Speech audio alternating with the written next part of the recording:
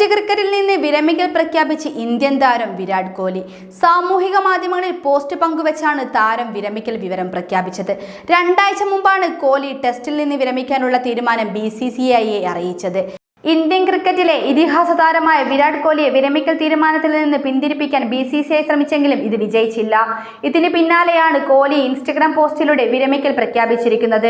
ഇത് എളുപ്പമല്ലെന്നും test cricket താൻ പ്രതീക്ഷിച്ചതിലേറെ തനിക്ക് തിരിച്ചു തന്നെന്നും കോഹ്ലി പോസ്റ്റിൽ പറഞ്ഞു. മുൻ ഇന്ത്യൻ നായകൻ രോഹിത് ശർമ്മയ്ക്ക് പിന്നാലെയാണ് കോഹ്ലിയും ടെസ്റ്റ് ക്രിക്കറ്റിന്റെ പടിയിറങ്ങുന്നത്. ഇന്ത്യൻ ക്രിക്കറ്റ് ചരിത്രത്തിലെ തന്നെ ഏറ്റവും മികച്ച കളിക്കാരിൽ ഒരാളാണ് വിരാട് കോഹ്ലി.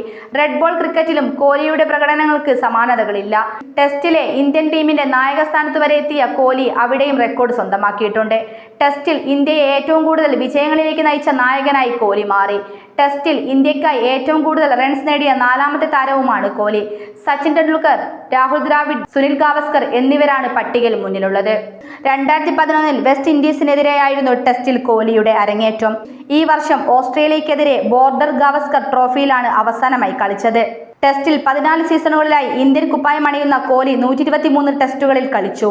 9230 റൺസ് നേടിയിട്ടുണ്ട്. 68 ടെസ്റ്റുകളിൽ ടീമിനെ നയിച്ചു. 40 ജയം നേടി. T20 ലോകകപ്പ് വിജയത്തിനു ശേഷം 2020 ക്രിക്കറ്റിൽ നിന്ന് കോഹ്ലി വിരമിച്ചിരുന്നു. ഇനി ഏകദിനത്തിൽ മാത്രമാണ് താരത്തെ കാണാനാവുക. K File സ്പോർട്സ് ഡെസ്കിൽ നിന്നും അനുശ്രീ രാമചന്ദ്രൻ.